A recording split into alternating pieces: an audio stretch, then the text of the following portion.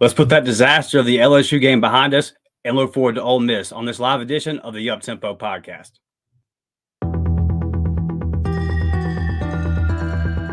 You are now listening to the War Report Podcast Network.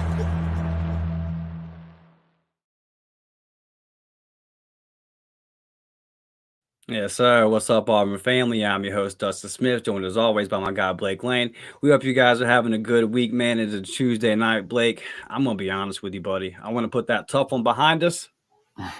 We circled this game in the offseason. We're going back home, man. Let's look forward to the Ole Miss Rebels. First off, man, how are you tonight? I'm doing good. I'm on baby duty. My buddy's over here. He's getting going. He just woke up, so I'm about to have to grab him here in a minute. But look, guys, this is the game that we've been waiting on, right? We know things have gotten bad, and we know it didn't look pretty last Saturday night, right? The offense has struggled. We know. We've seen it. We've watched it, and we're sitting at 3-3. But you got an opportunity underneath the lights, Jordan-Hare Stadium, and you got Lane Kiffin coming into your building. And Hugh Freeze, we know what he went through at Ole Miss. We know what kind of coach he was there. He built a top 25 program, and he did all the right things while he was there until the bad things happened, right? He brought in the great recruiting classes. He put a great product on the field. He scored points. He brought in great defenses for Ole Miss while he was there, all right? Everything was right until it went wrong, but now we play the school that he was at, and trust me, he knows what's at stake here. He knows this is the last time we play Ole Miss. He knows what this game means, all right? He knows it. And I'm ready for Saturday night. I know Auburn fans are going to bring it. We haven't given up. Hell no. It's not to that point, right? We're not going to give up. We just went through 2 years of potato ball, all right? Man, if you're going to Jordan-Hare Stadium Saturday night, show up, rock out, get behind this team, man. Look, I've been seeing things circulate on Twitter about booing Peyton Thorne. If Peyton Thorne steps out on that field Saturday night, you cheer him on. You get behind his ass, okay? If I hear of one Auburn fan booing Peyton Thorne, dog, that's awful, all right? Let me ask you this. What if it looks like it's Thorne, but really what if they're getting rotated out and the fans are fed up with the rotation and it's the booing of the rotation? It's the booing of kind of the way the quarterbacks are being used in the offense as a whole. I'm down with that. All right. Okay. But if Peyton Thorne trots out there to start the game and we booed, I don't want to hear that. I don't. I hear you. I just think the boo birds might arise if the offense stalls. I think that the people are kind of fed up. If we get to the 50, dude, and we're driving the football and we start rotating quarterbacks like we did at the end of the first half against LSU, I'm not going to be there, but I'll boo from the house because that was piss poor the other night. But man, look, this team knows the task. They know what's at stake Saturday night, and I think you're going to see a fired up Auburn team. I do. I think they've been listening to the noise. I think they've been listening to everybody kind of get on their back and really tear them down and go at them, right? And now you get a guy, Keontae Scott. He's back at practice. That's what the rumors have been saying. So big news, man. Big news. If Keontae can come back and he can play, that's just another piece to the defense that you've been really. I mean, he's been hurting. Not having him. Yeah, it's bad. So, man, I look at this thing and I want Robbie. I do. I want Robbie bad. But we obviously heard that we're going to have two quarterbacks play Saturday night, so get ready for it. But be fired up, man. No way Lane Kiffin should come into our house and beat us the last year we play them annually. So get fired up, Auburn fans, because I'm ready. Yeah, it's funny. If you follow me on Twitter, you know right now I'm under attack from the Ole Miss fans because I dared to tweet out that this one's personal. And they're all asking, why is this so personal? Like, where have y'all been? Have you missed the beef? Let's get over here, man, and grab some of these comments before we get into it. Blake will be back, guys. He's hopping over there to take care of little Levi. Riley, I'm digging the bat signal 9 there, brother. I like that a lot. And yeah, man, a lot of 9. Haley coming in here saying free Robbie, hashtag free Robbie. Haley, you already know we ride with that. Up tempo. Chris getting in here saying, what's up, Chris? James, what's up? Had a new member notification down here. Let me ride over here to that. I believe it was Haley. Yeah, Haley becoming a new member. Haley, we greatly appreciate you. We will we'll talk here in a little bit about middle of the show about what those memberships all entail. So we appreciate everybody being in here tonight. Let's see. James has a comment real quick. James says, fellas, I'm with you as far as booing if PT is QB1 coming out, but if Robbie starts at stadium, it's going to go crazy. Just saying. Yeah, I'm with you on this, James. When they announced the starting lineups before the game on the scoreboard, if they announce Robbie as a starting quarterback, that place probably will go nuts at this point. Al Roper says, cheer for Peyton, roar for Robbie. Yeah, 100%. I feel that, man. Michael Waltman, what's up, fam? What's up, guys? All right. Appreciate everybody hopping in here, man. Let's see if Blake is got Levi under control. You good, baby? Yeah. All right. So, Blake, what I wanted to do before we play these clips from Hugh here from the presser yesterday was, I know that during the offseason, you really had a point that you were kind of pounding home, that you were tired of seeing Auburn fans accept defeat to LSU, accepting defeat to Georgia, accepting defeat to Bama. Your point was, how can we beat them if we're just writing it off as a loss and not expecting the team and to beat them? And I've seen a whole lot this week of complacency, of accepting, and I'm not sure if people quite understand, or not, some people don't really understand the point of competition. We got a big ass scoreboard, Blake. Why is that scoreboard there? What's the point? We got to start putting points on it, man. We got to start. Look, the mindset that I want Auburn fans to have is during the Georgia game. All right, I saw people on Twitter and Facebook saying, "Oh, well, we'll just find a way to lose. Like, this is the Auburn way with Georgia." We got to get out of that mindset, Dustin. All right, Hugh said it before the Georgia game. They're the golden standard. Alabama is the golden standard. LSU, they won a national championship in 2019. They played for the West title in Brian Kelly's first year. They have a chance to still play for the West title in Brian Kelly's second year. I mean, look, I know it's year one, but there's no way we should be losing 48-18 to LSU. I'm sorry, we're not that bad. I don't want to hear, oh, we don't have the dudes, all right? I'm sorry, we're not 48-18 bad. We have to stop that. I'm tired of hearing it's like we're complacent at where we're at right now. We're okay with going 7-5. I'm not okay with going 7-5. You think LSU fans last year were like, oh, well, if Brian Kelly goes 7-5, it's okay. No, he lost that first game to Florida State. And what happened at the first press conference? They said, first press conference, the woman sat down and said, oh, you're late. All right. Well, not only are you late, but you lost. All right. The only reason you get to be late to a presser is if you win. And he sat at the podium, Dustin, and he said, oh, wow. Like, I didn't know it was going to be like that. All right. This ain't Notre Dame, big dog. All right. After Ole Miss, what happened? He got grilled. And he's only in year two. And he got grilled after Ole Miss because they said, hey, buddy, all right, that ain't LSU football giving up 750 yards of offense to Ole Miss. That's not how it goes. So I'm tired of hearing we lose 48-18. Well, it's okay. We'll bounce back next week. At least we get Ole Miss at the crib. No, that's not Auburn football, dog. We're not 48-18 bad. I don't care. Alabama doesn't act that way. Bingo. Hey, look. I know. I got you. Look. Listen to me. Kirby lost to Vandy his first year. I believe he lost to Georgia Tech as well. All right. So I'm not saying, to panic or anything like that. But you go back and you listen to Kirby Smart. Those were unacceptable losses. All right. That's not the way he wanted it to go. And those Georgia fans, that's not the way they wanted it to go. And our fan base has to turn into that where we want the gold standard. We want to be the old Auburn. Man, when I grew up watching Auburn football, damn it, we were competing for SEC titles. We were going undefeated, getting shafted out of a chance to play for a national championship. We were winning 10 games a year. We were at the top, man, beating Alabama six years in a row. We were at the top of the SEC West. And now you want to know what it reminds me of? All right. You know the long drought Tennessee went on. Mm-hmm.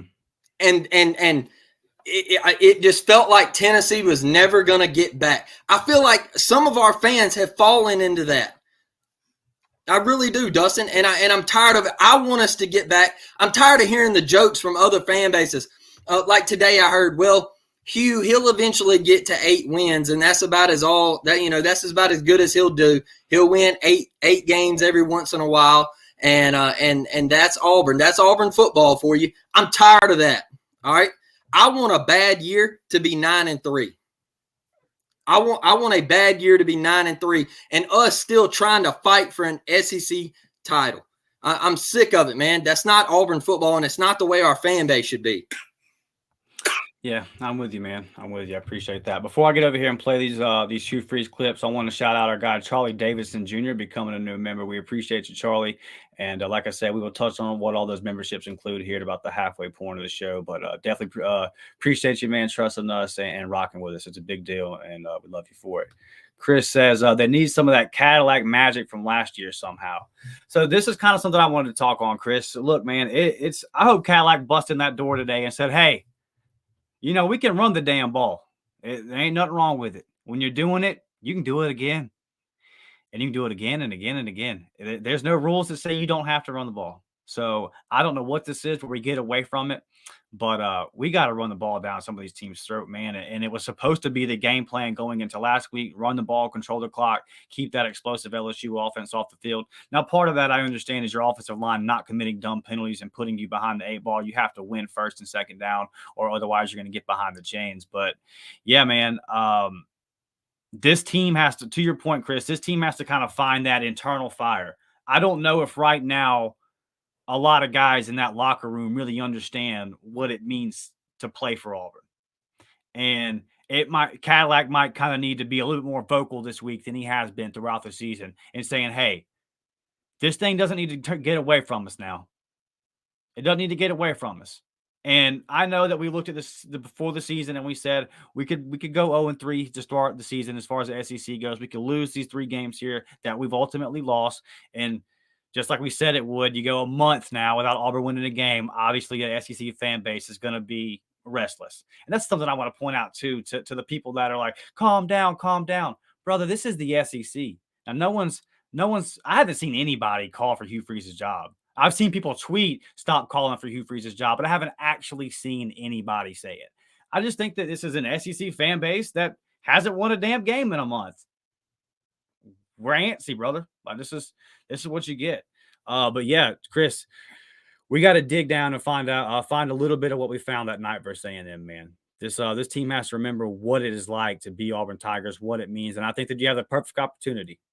This is going to be an emotionally charged atmosphere. That place is going to be super loud. We don't get SEC games a lot at night. When we do, we usually put up a hell of a fight. So I'm really excited for this one. I know that the Auburn fan base is excited for this one.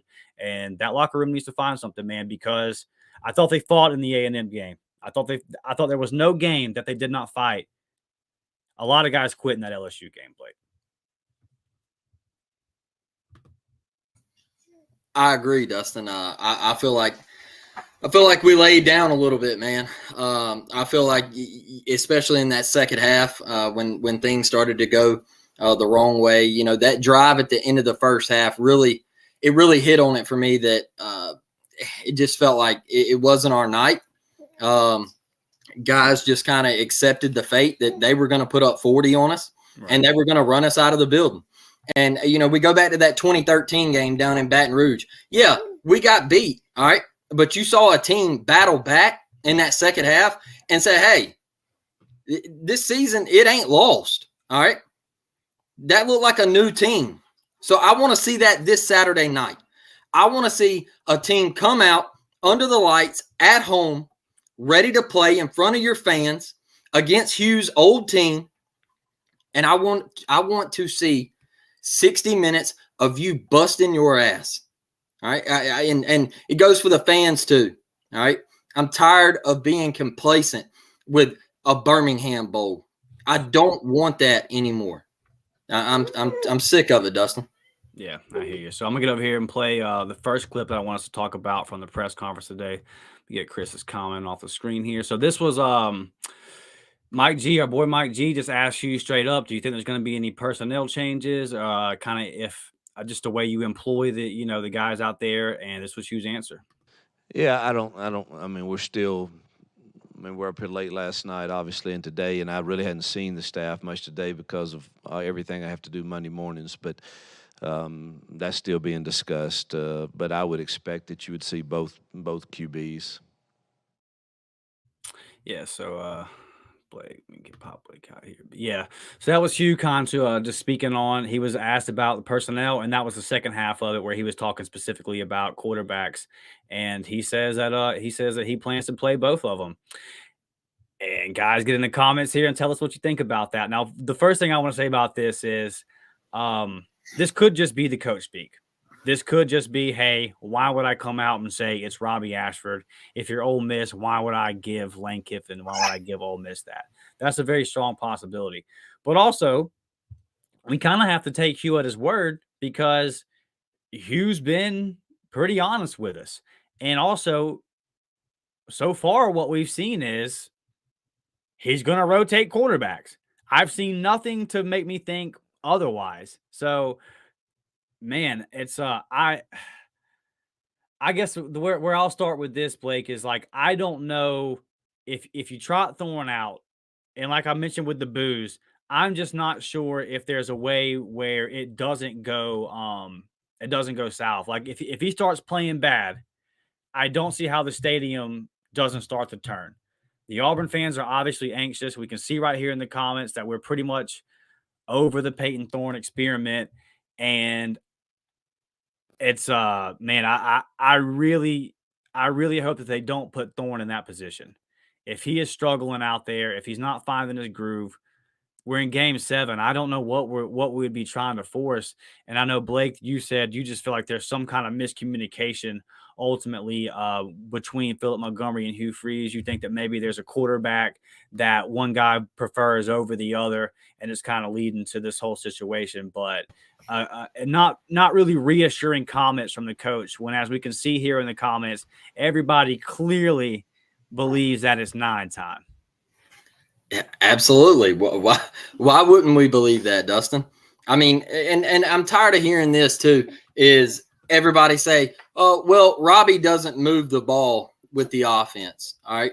The offense doesn't, move the ball down the field when 9 comes into the game. Where have you seen that? Because I've seen Robbie move it. It was moving on that last drive before the end of the first half versus LSU. He threw the ball down the field to Brandon Frazier, down the seam, big play. So best throw of the night. My biggest thing is do you feel like Robbie gets the same opportunities as Peyton does? Because I don't think so. And that's my biggest thing is, are you going to open up the full playbook for Robbie when he gets in the game? Or are you just going to keep making him a runner? That's where I sit on it, Dustin. And I know Justin says right there that means Thorne is starting. I fully expect Thorne to start. That's the reason I said don't boo him when he starts. All right. I don't think Hugh is giving up on Peyton Thorne. I don't. And I've told you guys that. I've told Dustin. I've told Ike. I've told Mike G, B Will, C Dub, everybody, the guys over at the College Loop. I just feel like that is his guy. He's not giving up on him yet. He feels like he runs the offense better than Robbie does.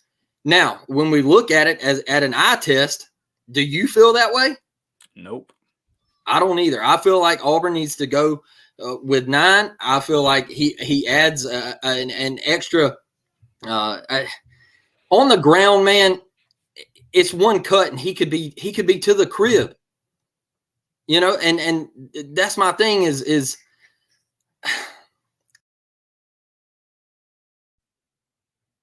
All right. Sorry, guys. Not sure exactly what happened there. I think my internet cord came undone. Blake, you there, buddy? Yeah, man, I'm here. Yeah. My Wi-Fi cord came out real quick. My cat jumped up on the counter here and he pulled my Ethernet cord out. No, you're good, man. I'm sitting there feeding little Levi. But I just feel like he adds an extra little dilemma to the offense, man. And I just keep seeing people say that he can't throw the ball. And well, what makes you think Peyton can? I watched Texas A&M, and Jay Fair is wide open down the sideline for 6, and we throw it 10 yards over his head out of bounds. I'm not trying to bash players, man. That's not what I'm here to do, because I love these dudes. But man, I even think you have a locker room that's sitting here going, "Hey, why isn't Robbie getting the same opportunity?" I do. I want to see more Robbie, man. I want to see him get the same opportunity with the play calls. And especially if you're going to run the game plan that you've been running, is 9 not the best option? That's where I stand on it, Dustin. Yeah, and I'll keep going back to the play that, and I hate it because he got 61 yards. But you're telling me that play that Peyton goes 61 yards versus Georgia, that Robbie doesn't house call that? Robbie house calls that, man. And like, I know that Peyton got 61 yards, but in those kind of games, man, that's the difference. Because for us, like you said, that one cut big play, that can make all the difference in the world, especially with the way that we're struggling to move the ball. Our guard Michael here with an interesting comment. He says, Robbie always drives the field and we pull him inside the red zone, and that's when he needs to be in the most. That's the crazy part about it, is that we did this versus Georgia on the 3rd and 1. You call him red zone Robbie, and then you pull him out. And then this week, again, we'll keep alluding to it, that final drive before the half, we're moving the ball. He gets down there to where you really need him, where you feel like you can really use his abilities, and you pull him out. It just, Michael, it's not making a lot of sense, man. And as we sit here and continue to talk about it, I'm getting back frustrated again. Haley says, no, he doesn't. There's a clear bias for whatever reason. Robbie isn't getting a fair shake. Haley, I'm not in the locker room. I'm just down here in Pensacola. I don't know like what biases are going on and all that. But this can't be disputed, and that's the problem. At this point, when we watch the ball move with one person and then we watch the ball stall with somebody else, the things you're saying are valid. It's a valid question to ask. I can understand why these opinions start to form, because you're looking at it and you're trying to make sense of something that ultimately doesn't make sense, and it's just frustrating. I understand why everybody's so frustrated. Riley says, Robbie has kind of been shit on since he's been at Auburn, truthfully. This is what's sad about it, Riley, is that I don't know in the past 2 or 3 years. Well, I know that offensively, there really hasn't been anybody that's been put in the best position. Our running backs, our wide receivers, our tight ends, our quarterbacks, our offense, like nobody. There's nobody on this roster that's been put in the best position to succeed, to showcase their capabilities. And the part about this, Riley, that frustrates me is the bill of goods that we were sold was that, hey, the wins might not be there this year, but this is a coach and this is a staff that can put the guys in the position to succeed. They can put them in position to showcase their capabilities and what they can do. And we're 6 games in and we haven't seen it. And while there's still time, you really lose faith when you had 2 weeks and that was the dud that you put out versus LSU. So, yeah, I agree with you, but I think it's not just Riley. I think it's pretty much everybody on the offensive side has not really had a chance. Brandon says, hey, talk to my cat Mac up here, man. He sees cords. He wants to hop around, play pool, and everything else, brother. NIL is the issue because I worry that the people who invest money are influencing decisions. Just my thoughts. Again, I don't know. I'll say this. The number that I've heard, I'm not going to say it, but the number that I've heard from somebody I trust about Peyton Thorne's NIL package is fat. More than anybody else on the team. And the truck, or I would assume anyway, but it's fat. It's more than anybody in that quarterback room. And then we've all seen the picture of the truck, and that's well documented, right? So he got a nice NIL package. He got a nice deal, and he's not performing. And that's an issue that every coach in college football is dealing with right now. The introduction of NIL to a locker room full of 18, 19, and 20-year-olds. It's tough. There's no way in hell I'd want to be a college coach right now. I mean, with the way this season's going, I couldn't imagine there's not a whole lot of guys on our roster with eligibility that we're not going to have to re-recruit and probably up their NIL packages to stay. Anybody that's worth a damn, I can assure you, people are going to be coming in and trying to poach. And that's like a guy like Kay and Lee, for example. And I don't have any inside knowledge of that. I'm just throwing out names, like that's the way this is going to go now. So yeah, the NIL, it presents a whole bunch of challenges. And as far as people who are invested in money making decisions, yeah, it's a valid question to start asking when you say, why is somebody like Thorne, who was not performing, continuing to get the chances when in the limited role we see the other guy in, the ball is moving? I said this the other night. You don't have to be a rocket scientist, right? I don't have to be somebody that can get on the board and break down a whole bunch of film. I can understand. My girlfriend is still, she learned 3 weeks ago what a first down was, but she understands that first downs are good. And she asked me Saturday night, why do y'all keep taking out the guy that keeps getting the first down? If you ever watch Trailer Park Boys, it ain't rocket surgery. You know what I mean? This is I have these same questions, man. I don't know, but I'm not comfortable sitting here saying like, okay, the NIL is the reason why Peyton Thorne is getting it, but I get it. I get the questions, and when it's looked the way it's looked, these are the kind of questions that people are going to start asking. So again, these things are all valid. We're trying to make sense of it. Haley says, I don't think Montgomery nor Freeze wants Robbie to be QB1. You can't convince me if the head coach wanted to change, that change wouldn't take place. 100%, Haley. That's my whole thing with the rotation. Whether it's a disagreement, whether it's a disagreement in philosophies between Phillip and Hugh, whether to Blake's point, one guy wants this quarterback and one guy wants the other, it's Hugh's job. He's getting paid the money to realize, hey, this ain't working. I need to figure out something that can work.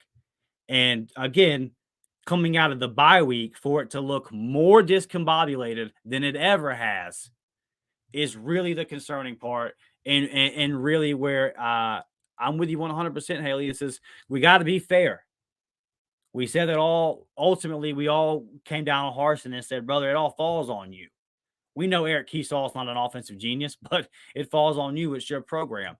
And this is kind of the same thing here. It doesn't matter at this point, the details and why what is what it is. The point is, it's not working. It falls on the head coach to change it. So I know what he said. I know the clip we played. I'm about to get in here and play the other one. We're talking about Ole Miss. I'll get y'all's final comments on this whole quarterback situation. But I have a hard time, Blake, thinking that Hugh is still going to.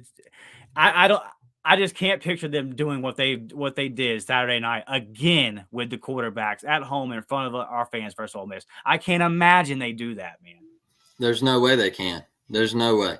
If, in my opinion, you remember last week when you made the prediction that he needs to have a quick hook on PT? Yeah. I feel like that hook is even quicker this week because you're at home and you can't put that product on the field that you put in Baton Rouge last Saturday night. If you do, it's going to get ugly. I think it's going to get ugly. And I'm not talking about with the fans. I'm talking about Ole Miss is going to beat you to sleep. Mm-hmm. At home, if you put that product, all right, their offense is deadly. They're putting up 40 points a game just like LSU was. They beat LSU at their place.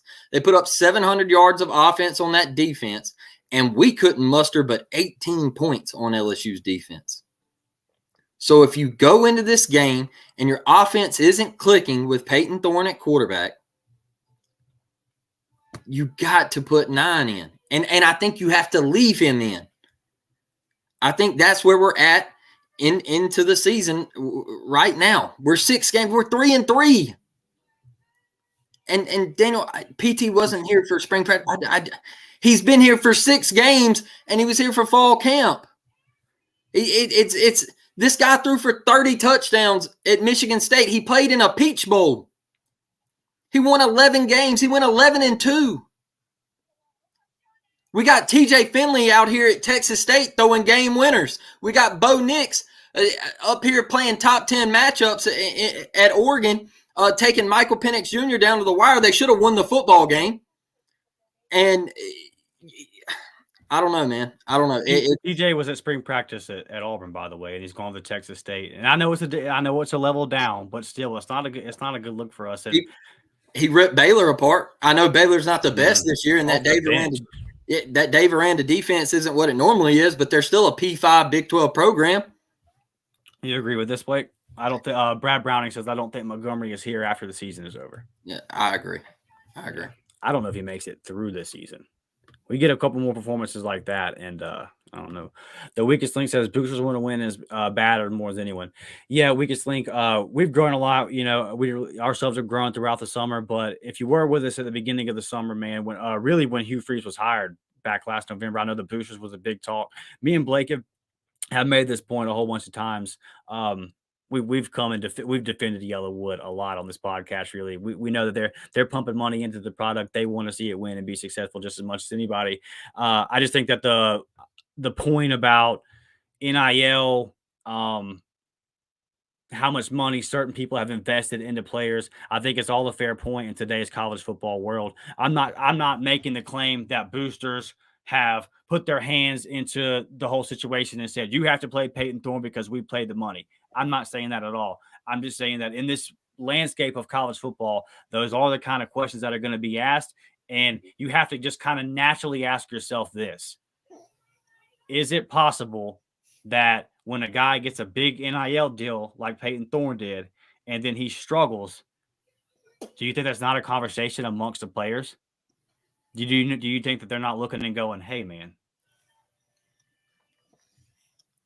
I mean, it's, Dustin, to the boosters want to win as bad as more than anybody. That's another thing that's been floating around Auburn and around the country. Oh, it's a booster problem. It's not a booster problem. You think the boosters pay millions of dollars to see Auburn lose? You think they want to see Auburn lose? Come on, man. Alan Green was one of the worst athletic directors that Auburn's ever hired. Reach, dude. And I don't think he gets enough heat for it. I really don't. I don't think he gets enough heat.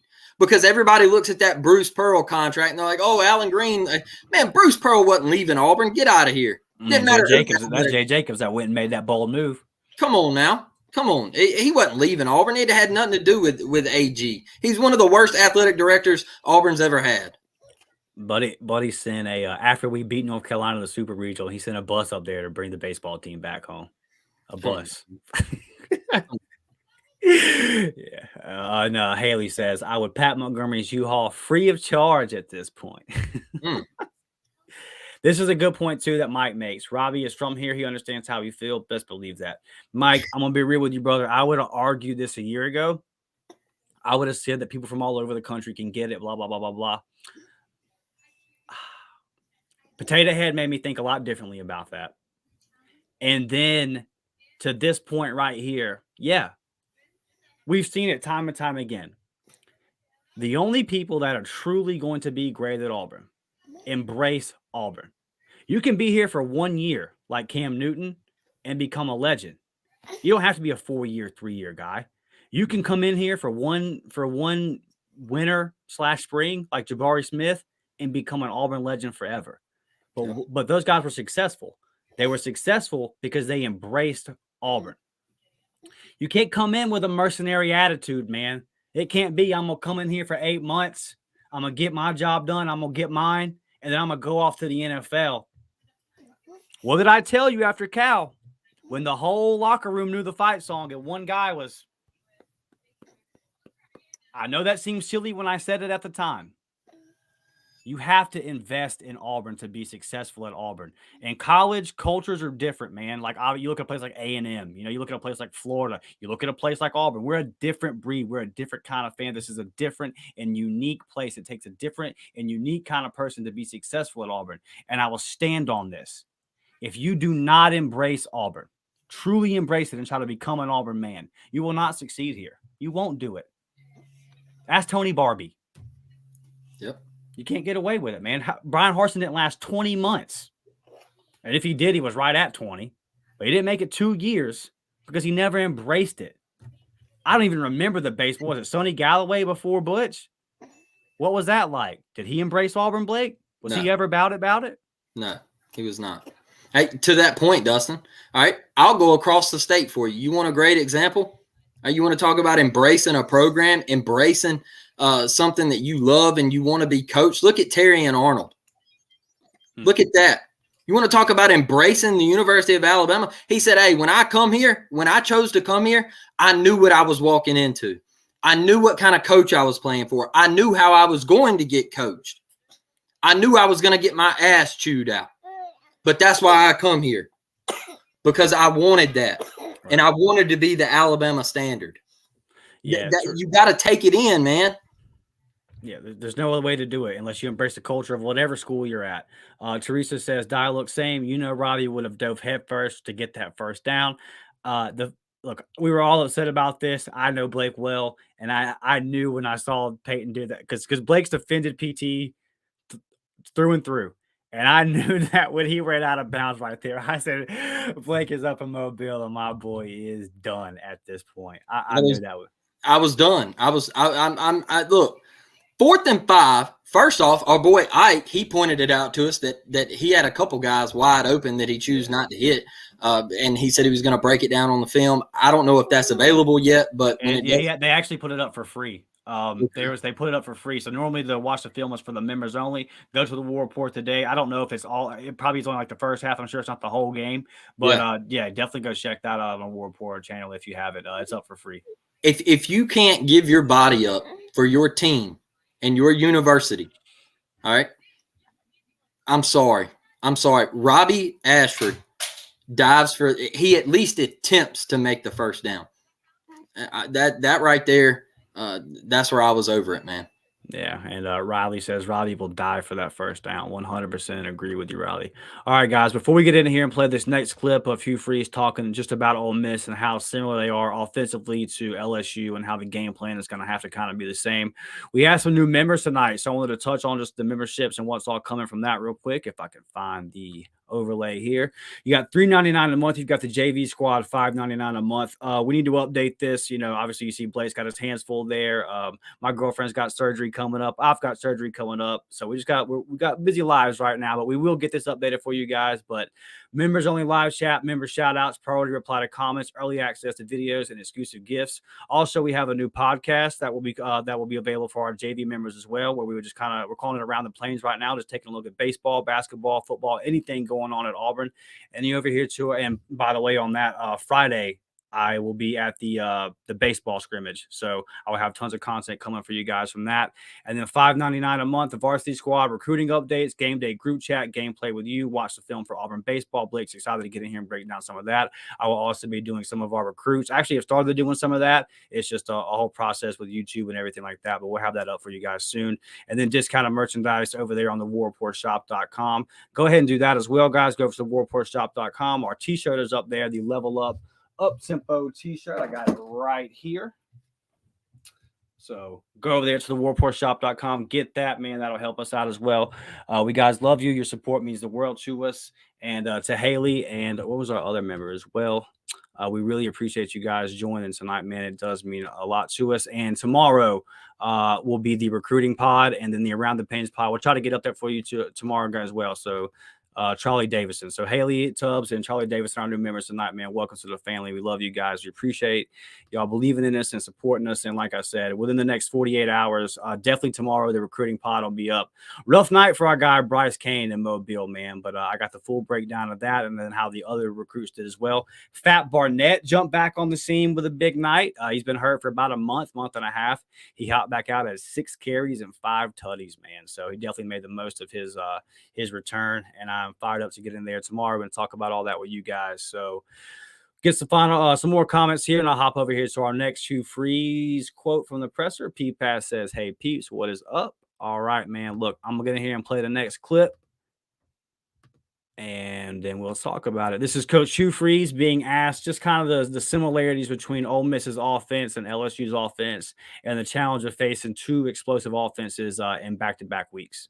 Yeah, they're similar. They go faster than LSU. I mean, LSU's not tempo all the time. I mean, Lane and Charlie are, they want to go fast all the time, and that's hard to prepare for sure.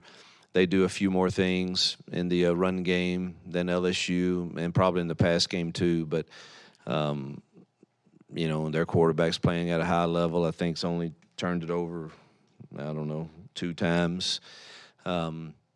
Talented receivers, great running backs. O-line's really solid.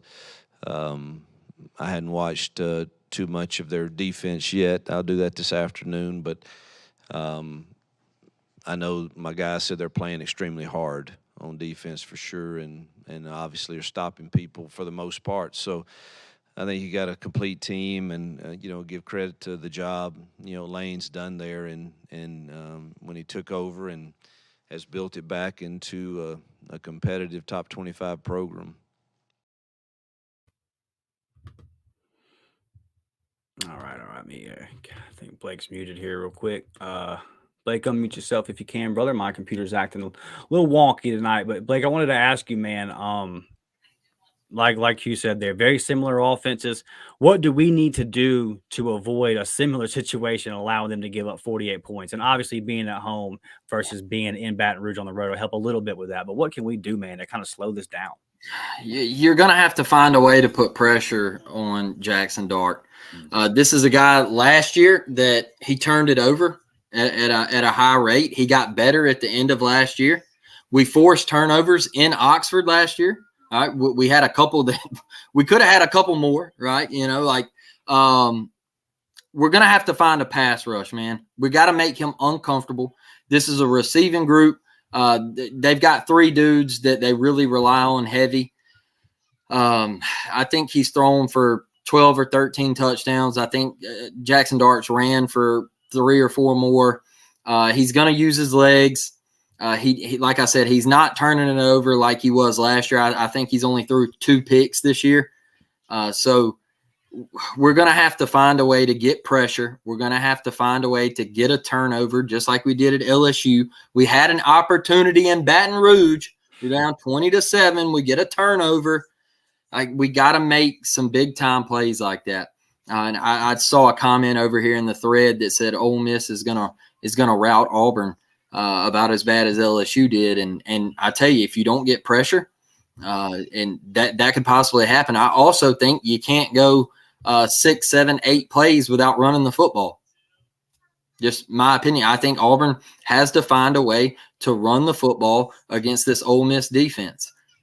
This is the 80th ranked defense in the country. All right, it's a couple steps above the LSU defense. And Pete Golden, obviously, he's familiar with Auburn, and I just think we got to find a way to get Jarquez going as well, man. Like Brian Battie has been that dude to step in there, and he looks good. I mean, he's looked better than Jarquez. Let's get that out there. But we got to find a way to get 27 going. More Cobb? Man, he looks good, don't he? I mean, yeah. Was he hurt? Like, I don't. It's so weird. Yeah, just the way that we've deployed the personnel, the way that we've just gone away from guys at certain times. I mean, I'm going to keep hammering, like, why did you stop going to Caleb Burton and Cam Brown the other night? It just doesn't make sense to me. So, Blake, we're so inconsistent with the way we use our guys. I don't know. We may have just pulled him out. Caleb Burton's got to stay on the field. Yeah, 100%. Caleb Burton, I called it he would have 30 catches before the season, and we're 28 away, baby. All right, got 6 games left. We're 28 away. 10's got to stay on the field, brother. His routes are too good. He's got the hands. I'm tired of hearing all this stuff about he's not ready. He's got to stay on the field. Yeah, I'm with you. Yeah, I just think that it's kind of the similar deal, but you're at home versus being at LSU. So can you run the ball? Can you control the clock the way you were anticipating doing versus LSU? I think you can, but you just can't go away from it. And again, starting Robbie Ashford obviously helps in this situation. Having a situation where you have Robbie, maybe Cobb in the slot coming on the sweep with Jarquez or Battie back there. There's so many different combinations that you could use. And it's also about a personnel thing. Let's say that Peyton was playing a little bit better. let's say that Peyton was not necessarily lighting the world on fire, but was more consistent. And it was just clearly not on him. It was clearly the receivers. Well, even then, I would be making the argument it might be time to go to Robbie if you don't have the personnel to match what Peyton does. And I don't think that you have the receivers to just throw the ball all over the yard. It's apparent at this point. We all got mad at the Heather Dinich chick from ESPN for what she said during the summer, just coming in out of the blue and crapping on our guys, but she was right. And Hugh tried to tell us this wide receiver room is not what I want it to be. And he was right. Now, I would make the argument that, well, why did you have guys like Cam Brown that you went to on back-to-back plays and then you not go to the rest of the night? So it is kind of hard to make sense of you continuously trying to force the ball to a guy like Shane Hooks when it's just not there. And on top of that, at this point, I'm not sure why you would be trying to force the upperclassmen with no eligibility left. We're in this territory where it might be time to get these younger guys on the field and see what we got. Because in the era of the portal, man, we're like a loss, maybe 2 away from these guys being like, hey, I'm hitting the portal. Anybody that might be able to save their eligibility, a guy that doesn't have a transfer left, that's just the way this goes. So, like, we really need this win this week. And I just think that the best way to do it is to run the ball, control the clock, and then, like Blake said, getting pressure on the quarterback. Having a guy like Keontae Scott back this week, I think can help with that. Not only can Ron Roberts kind of do the things that he wants to do with Keontae, but it also gives you the flexibility to use other guys in their positions. And it doesn't sound like Austin Keys is going to come back this week. Well, I know he's not going to come back this week, but Austin Keys is close. And that is something that we definitely need. If we can get Keys back for the Mississippi State game, man, that would just be absolutely huge. Brad Browning asked James, what gives you hope? And then James says, I only say that because a lot of people thought Georgia was going to torch us, and a couple mistakes that we made cost us from taking down the number 1 team, and that is a fact. To this point, James, I was driving home from work today, and I was just, like fans do, man, trying to calm myself down and think of what Auburn could possibly do. How could Auburn find the dub here? And we watch college football all day on Saturdays, and it's not like Ole Miss is a world beater.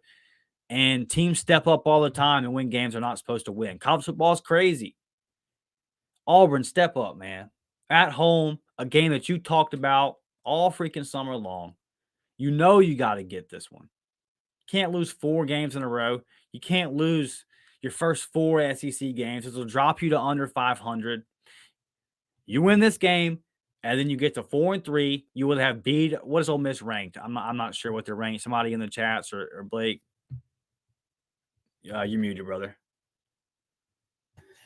I think they're like 15th.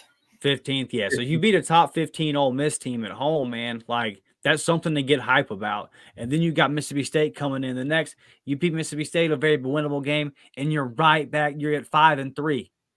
And if I told anybody before the season, well, you take 5-3 at the 8-game mark with Arkansas, Vandy, and New Mexico State still to go. There's not anybody in the chat right now or watching the video on replay with a logical sense that would not take that.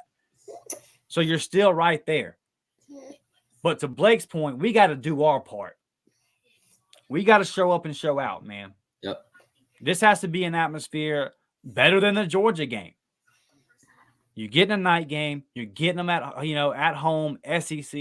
We got to do the best we can, man, because the team needs it. And I'm as frustrated as everybody else. If you watch our LSU recap, If you watch the post-game War Report show right after the game, I'm pissed off. Do you remember the 21 Ole Miss atmosphere? Yeah. It's got to top that.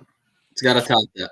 It has to. Look, that was really the last, what I feel like the last marquee win in Auburn football.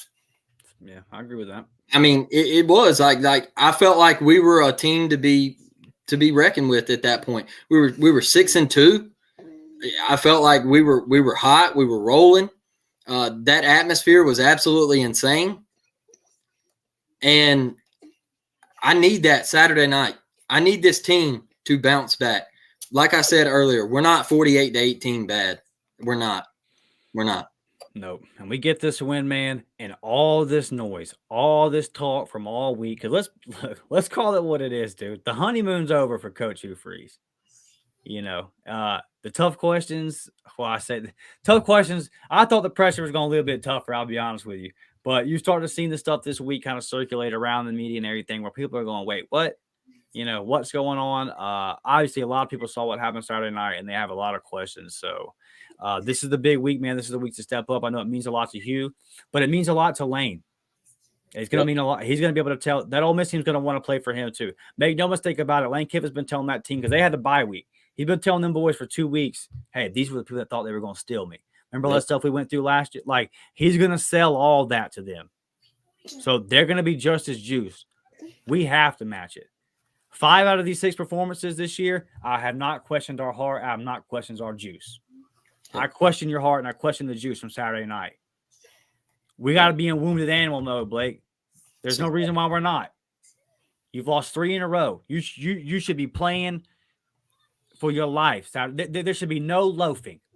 Shane Hooks, I don't care if the ball ain't going to you. There should be no loafing. Some of them D linemen, no loafing, bro. I don't care if it's on the other side of the play. Stay after him. You don't know. He's going to cut. You just don't. I see too much of it, Blake. Too much of it went on Saturday. I probably shouldn't be calling guys out individually, but come on, man. Like, let's go, bro. Before we get out of here, we'll get into our the final. Guys, get your final comments in here. If you have not liked the video, like the video. If you're not subscribed to the channel, please do that as well, man. Brad Browning says, I've been looking for tickets for just that reason, Dustin. 100%, man. I've had tickets for this game for months. So, I was always going to it. My brother's birthday was last weekend. My birthday is next weekend. So we picked a game in the middle. We're going to make it our birthday trip and all that.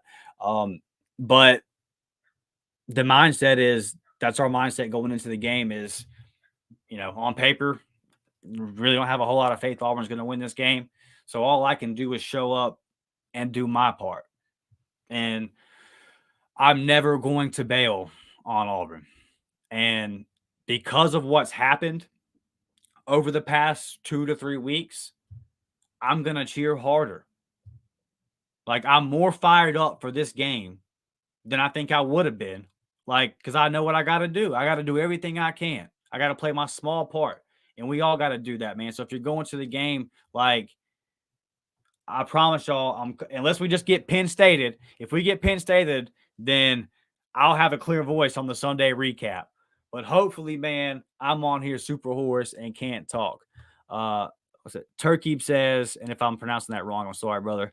Ole Miss is 3-9 over the last decade when coming off of a bye week. And hey, we showed last week, bye weeks ain't everything.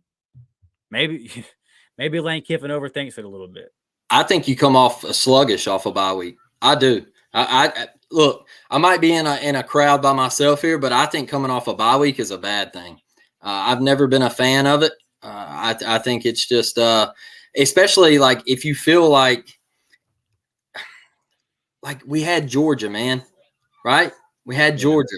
And then you hit a bye week, and it's kind of like all that momentum that you kind of had, even though it was a loss. All right. I don't like to hype up losses, but I feel like we had a little momentum, and then bang, you hit a bye week, and it's like, well, now you got to wait 2 weeks. And you come out and look like that last Saturday night. I hear you. Haley says we are going to be so loud. Yeah, for sure, Haley. I look forward to it. If you see me there, say War Damn Eagle. Michael says I gave my tickets away to my brother. I'm going to go to the work at the fall. Michael, you're going to go sit in the Duncan booth, bro. Michael, I'm going to go sit in the Duncan booth or something. And Michael, I hope that it's a classic. I hope it's an all-time classic, and I hope you're deeply regretting it. I hope you missed one of the greatest Auburn wins of all time. And I hope you're sitting at home going, damn it, why in the world did I do this? Justin says, War Report just went live part 2. All right, well, we will definitely get out of here, let you guys go over there and watch the film with Ike. Like I said, man, like the video, subscribe to the channel. We got some new members tonight. I see some new faces in here tonight. We appreciate you guys, man. We're always pumping out the Auburn content. We're just 2 Auburn fans doing this thing our way, man. No clickbait, none of that BS. We'll just give you our honest opinion, our honest takes. But I promise y'all that there ain't nobody out there that loves Auburn more than we do. And I mean that. So we got to get in here. We got to speak facts sometimes, but we're all orange and blue all the way. So We will be back Friday morning, 10 a.m., man, for our official preview of this here game. Like I said, man, if you're going to be out there and you see me, walk up to me, say, War Damn Eagle. Chris popping in saying, great show. He appreciates it. And yeah, man, just real quick, that's my final thoughts. I just want to say, Blake, thank you, brother. This is a blast doing this with you. I appreciate it. Happy birthday to our guy, B-Will. B-Will, I appreciate you, buddy. All the stuff that you have done for me personally. Ike, Mike, all you guys, to all our subs, to everybody. Thank you from the bottom of my heart. This is so fun to get on here and do this with you guys, and it really keeps us going sometimes. So, War Damn Eagle, 10 a.m. Friday. We're out, and we will see y'all all back then. Love y'all. War Damn Eagle, baby. Yes, sir.